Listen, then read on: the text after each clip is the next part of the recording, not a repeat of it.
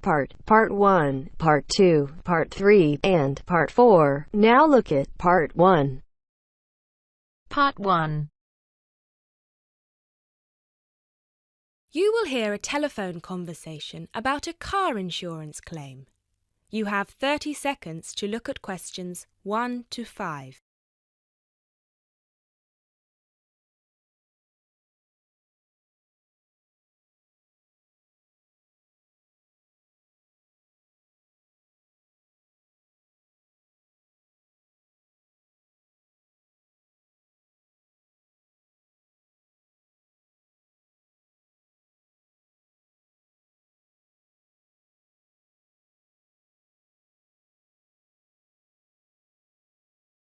Good afternoon. Watto Insurance. This is Janet speaking. How may I help you?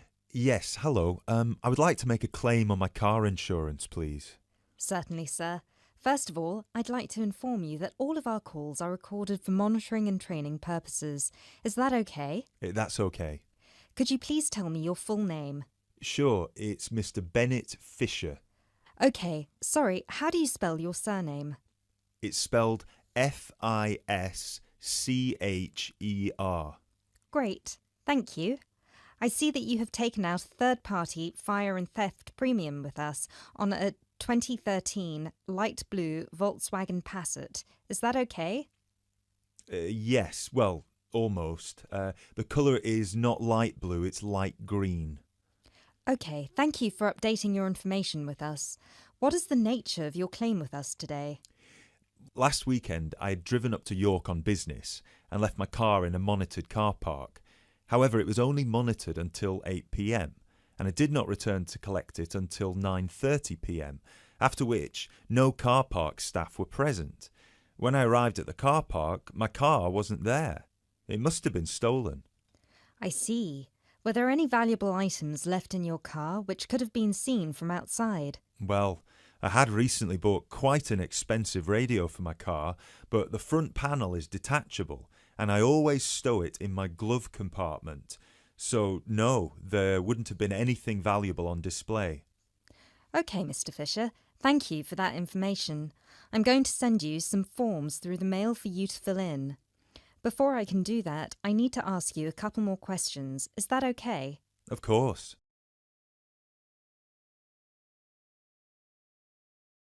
You now have 30 seconds to look at questions 6 to 10.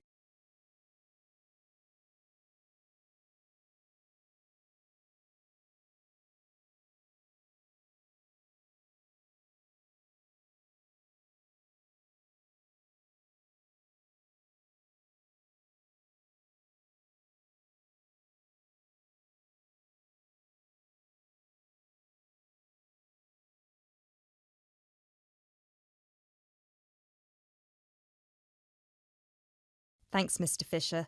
First of all, could you let me know your policy number, please? Of course. I have it right here. It's G34C245. G34C245. Thanks. And the type of claim? Shall we say stolen car? Yes, the car was definitely stolen.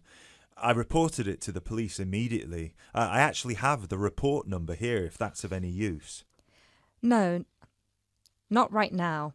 But keep hold of that as we will need to see a copy of the police report eventually.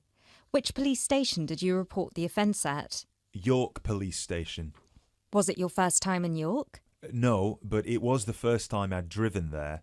I usually take the train. Were you aware that the car park was only manned until 8 p.m? No, I was not aware of that. Were there any signs put up on the premises that informed car owners of the risks of leaving their cars after normal operating hours? Yes, but they said the car park was going to be guarded until 10 p.m, at which point the entrance is barred so no cars can come in or out. Was any reason given for that sudden change? The police informed me that the staff on duty that night had left on an urgent call. I believe it was something about a family member being admitted to hospital. Were there any personal items left in your car? Yes, first of all, there was the car radio I mentioned before. Ah, yes, of course. Anything else? Just some CDs and an old jacket. Right. Thank you, Mr. Fisher. I have everything I need for now and will send these forms out to you shortly.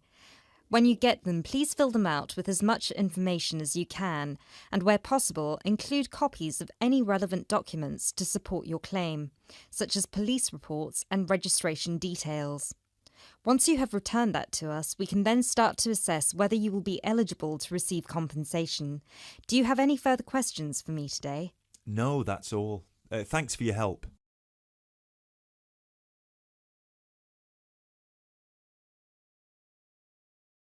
That is the end of part 1. You now have half a minute to check your answers.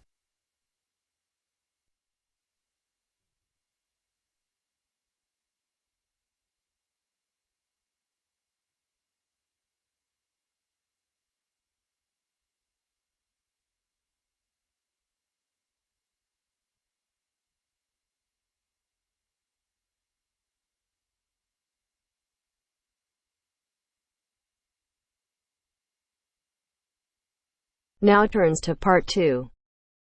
Part 2.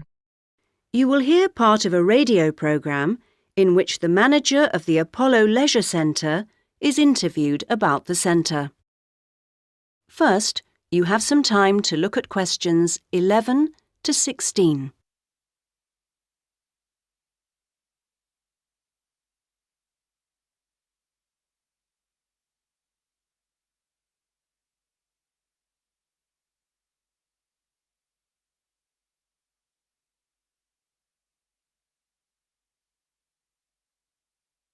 Now listen to the first part of the interview and answer questions 11 to 16. Next, I'd like to welcome Carol Brown, manager of the Apollo Leisure Centre. Carol, welcome. Thank you. Now, Carol, the Apollo seems a familiar sight, but how long has it actually been here? Well, we started negotiations to take over the previous Active Life Centre that used to occupy the premises in 2000 and planned to open in 2001, although the usual delays meant it was 2002 before we were up and running. And do you have quite a mix of members, or are you focused on certain groups? It's pretty broad, actually. There are something like 200 adult members, so that's our biggest group, but we also have as many as 100 youth members, together with about 50 family group members. And I think we'll see that section growing to 100 over the next couple of years. Healthy numbers. Yes, and we'll be developing the centre to make it even more attractive. We're hoping eventually to build in a rock climbing wall, which would make a useful addition. We've already opened our swimming pool, which is hugely popular, and we'll have a massage room open within 12 months. Now, I understand you have different categories of membership? Yes, to suit every pocket. Blue membership includes all facilities for the member and a guest at all times, which is good for people with unpredictable timetables.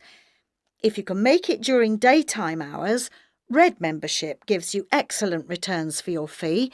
As for only half price, you can use all the facilities during the day, and they're actually less crowded then. Green membership is designed for people who are only able to come infrequently, and so, of course, costs less. And there are chances to socialise? Oh, certainly. Our cafe is very popular and is a nice place to wind down and chat after working out or whatever. In fact, while it used to shut at 8, we've extended that to 9 now, with last orders taken at 8:30. It serves a whole range of food and drink.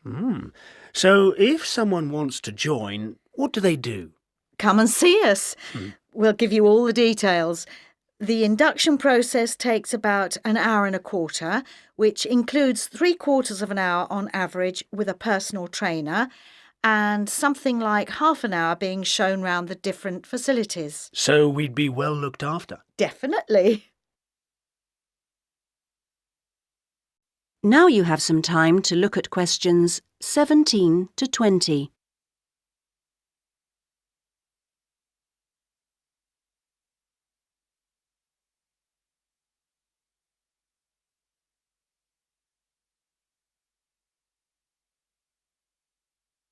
Now listen to the rest of the interview and answer questions 17 to 20. OK, now, Carol, can you give us some idea of what we could expect to get as members of Apollo? Sure. Well, let's take next Monday as an example. The early evening would begin with the programme of classes. Of course, members would also be at liberty to do their own thing. I'm just talking about the listed classes that we'll be offering. So let's say you're free to turn up at 4 p.m. You could spend an hour in a class that we call gentle exercise. This isn't a hard workout, as you might be imagining it, but a session designed for those who perhaps are not used to rigorous classes and would like something to ease them in. Right. The next thing on offer will be starting at 5, and again, it'll last for an hour. In contrast, this is what we simply call weightlifting. It's certainly not for softies, but this strenuous session is, of course, carefully monitored, and we wouldn't let anyone do anything silly. Oh, well, that's reassuring. And then, kicking off at 6:15, you'll be welcome at a class aimed at promoting better lifestyles, which we run under the banner of healthy living. We'll give you all sorts of useful advice about just living better. Oh, sounds easier than working out. And probably at least as important. And rounds the evening off nicely. Oh no, we still have one more offering. Oh. These days, so many people are working, frankly, more than they should be. And we try to combat the stress that creates by encouraging those who can to take part in the class we call relaxation. You can learn lots of helpful techniques for staying calm when you think everything's going terribly. Now you're talking. So we'll see you on Monday. Now... That is the end of part 2. You now have half a minute to check your answers.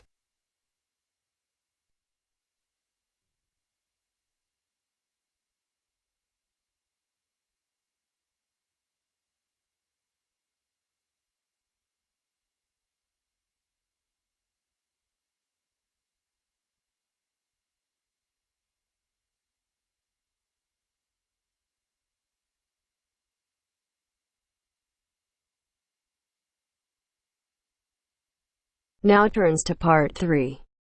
Part 3. You will hear a talk by a wildlife specialist on a type of bird called a kiwi. First, you have some time to look at questions 21 to 25.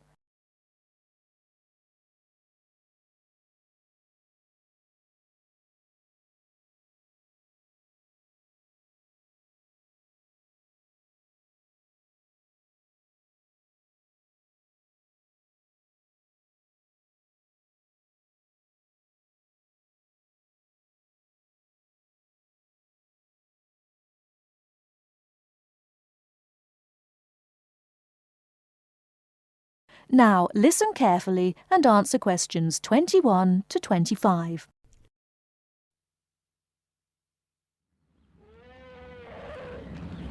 Ladies and gentlemen, welcome to Auckland Zoo on this sunny Sunday afternoon and to our special Kiwi fundraising event.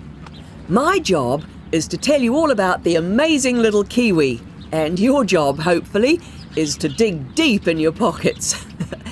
Now, for the benefit of our overseas visitors here today, I should explain first of all that the Kiwi is the national bird of New Zealand, and sometimes New Zealanders themselves are known as Kiwis. Now, while Kiwis in the wild are a rare sight, the Kiwi as a symbol is far more visible.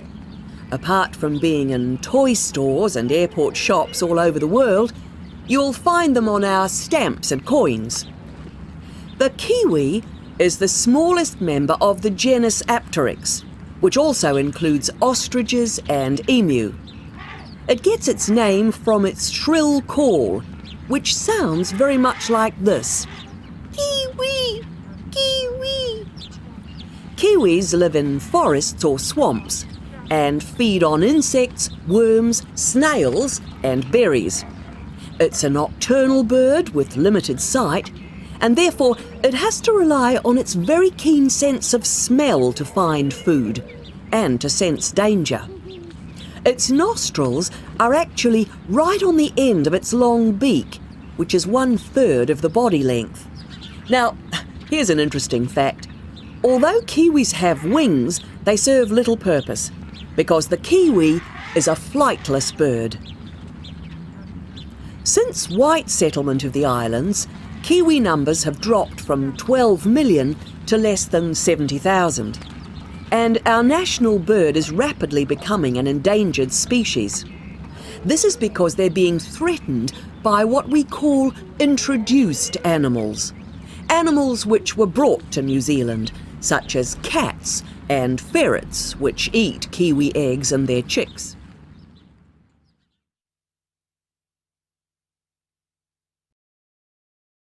Before you hear the rest of the talk, you have some time to look at questions 26 to 30.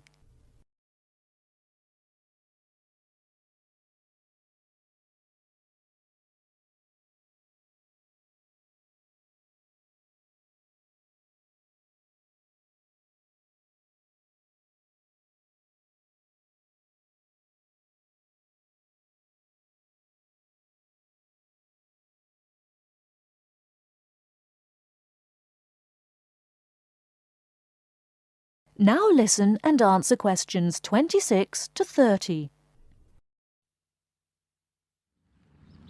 And so we have launched the Kiwi Recovery Programme in an all-out effort to save our national bird from extinction.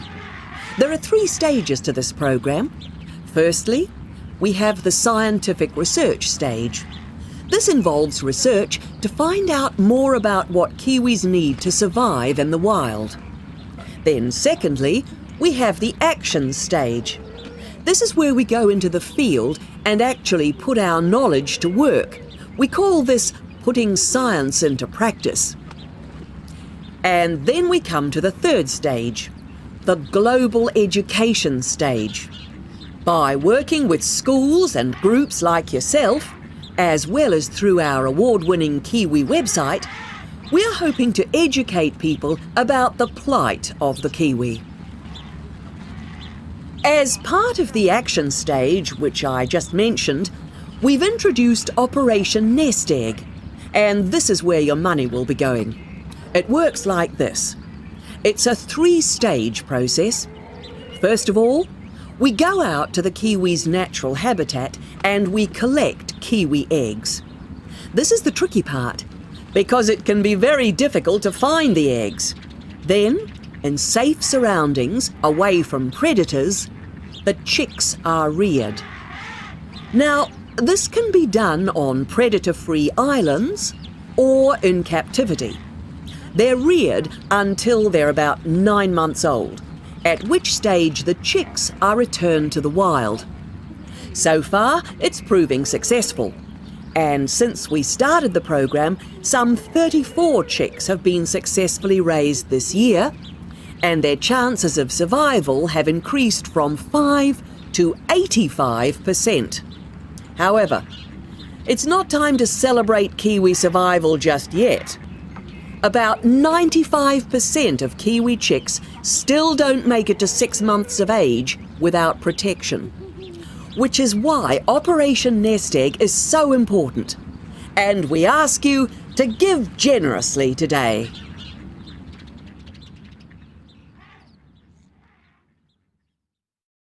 That is the end of part 3. You now have half a minute to check your answers.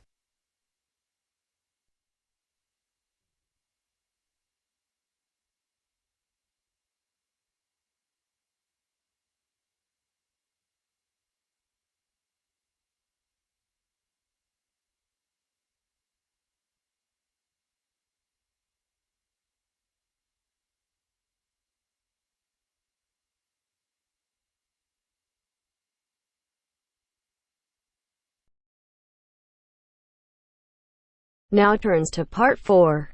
Part 4. You will hear a talk about developments in public transport in large cities. First, you have some time to look at questions 31 to 40.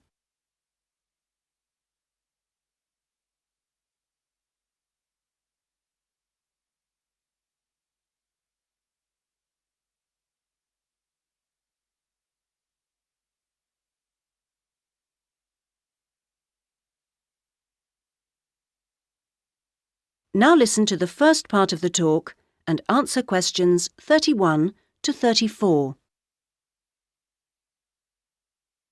That big cities around the world are getting bigger is a clear trend. This situation is going to make the issue of transport increasingly important. Cities cannot work if their people and their visitors cannot move around. This means that public transport is vital to the success of cities. And yet, private car ownership is increasing all the time. Can these two facts be contained in the same reality? Isn't the car slowly but surely strangling the city? But we must acknowledge it does have genuine benefits. Having said that, the fact that car owners can escape to the mountains is of little relevance to the issue of daily city life, in which we need to do things like ferry heavy shopping and luggage around, something the car, of course, is invaluable for. But the so-called family car is rarely occupied by a family, just a single driver taking up a lot of road space. It's not only the car that clogs up our roads, of course. Trucks are heavy, noisy and smelly intruders. But it's hard to persuade companies to opt for rail freight rather than road. They argue that it is cheaper and more flexible, and trucks are undoubtedly able to go when you want, where you want. The cost claim is false, however. Truck companies don't hold themselves responsible for the environmental costs they incur, nor are they keen to calculate the time spent on repairs or delays. So, this is our first challenge, the sheer volume of traffic. If we compare 3 developed and urbanised countries, we can see interesting differences.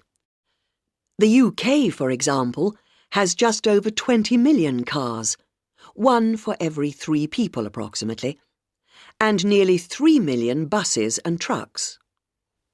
These figures sound very high, but in fact the Netherlands, although only a little over a quarter the population, has more vehicles per head of population. Meanwhile, Germany, bigger than both other countries put together, actually outstrips either in terms of vehicles per head of population. Now, there is no correlation between these figures and the percentages of journeys made on public transport. This means that the route to better public transport use is not abolishing the car, but rather making public transport better. Not surprisingly, where people can choose, they choose the thing they prefer, not the thing they don't. How do people judge public transport? Well, a major survey was carried out this year, indicating that there are many aspects, from clean interiors of buses to the proximity of routes to homes and workplaces. Fare prices is a complex issue and needs to be accounted with car costs. What people seem to find most frustrating is scheduling. If the route doesn't pass their departure point when it suits them, they'll drive instead. The issue of personal safety seems to have reduced in urgency with better lighting at stops and CCTV. Now, various measures are being taken in a number of major cities, all designed to increase the appeal of public transport and thus to persuade car users to leave their cars behind and free up the city's roads. Among these is bringing in smart cards. These are purchased in advance and mean passengers spend less time waiting to buy tickets and board buses and trains, particularly when switching across transport modes within the same journey. Another initiative is the use of computers in managing scheduling with greater efficiency. But such logistical measures are not sufficient in themselves, and indeed the benefits that they bring are often less apparent to passengers than to transport managers. From the passenger's point of view, the fact that buses are becoming more comfortable is significant, because it brings them more in line with the car. Delays and diversions are, of course, deeply irritating for passengers. Even if these can't be eliminated, ensuring that passengers have more detailed information available to them will help to reduce their sense of stress. We often associate public transport with inner-city travel, but of direct benefit to passengers are systems such as taxi sharing and dial-a-bus, which provide more flexible options for suburban journeys. And finally, nothing really significant can happen without a shift in people's mindsets. The way we travel is an expression of our values about many things. Companies operating public transport are slowly but surely finding it possible to sell their services as a public-spirited alternative to the car, as awareness of environmental issues has increased radically in the last few years. Overall, then, this combination of steps and changes has a good chance of shifting the city out of the car and onto the bus and train. That is the end of part 4. You now have half a minute to check your answers.